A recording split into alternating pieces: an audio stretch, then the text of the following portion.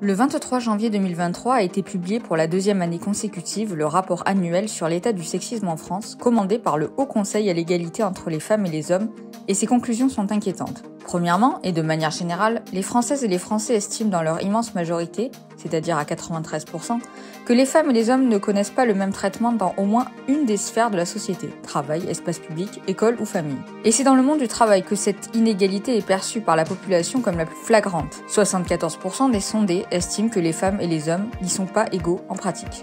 Dans ce même monde du travail, 23% des femmes ont vécu un écart de salaire avec un collègue homme à poste égal ou compétence égale, et 13% une discrimination à l'emploi.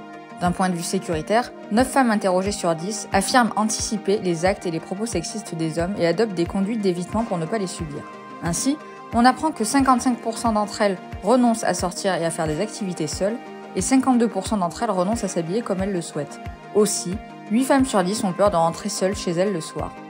Sur le plan des violences physiques et sexuelles, 14% des femmes déclarent avoir subi une agression sexuelle ou un viol, une proportion qui monte à 22% pour les femmes de 18 à 24 ans. 15% des femmes ont déjà subi des coups portés par leur partenaire ou ex-partenaire, une proportion qui monte à 20% chez les 50-64 ans. Évidemment, ceci n'est pas une liste exhaustive de tous les résultats de ce sondage qui aborde bien d'autres thèmes. Nous vous conseillons d'aller le lire en intégralité, et pour cela on vous laisse le lien en description. Pour conclure cette vidéo, nous dirons que ce sondage aborde de nombreuses questions et thèmes, et nous nous réjouissons qu'une étude d'une telle ampleur soit menée chaque année. Cependant, il est dommage que ce sondage ne s'intéresse pas au profil des personnes sexistes en elles-mêmes. Il aurait été fort intéressant d'avoir des données ethniques et/ou religieuses, parce que pour apporter des solutions, il faut savoir identifier les problèmes.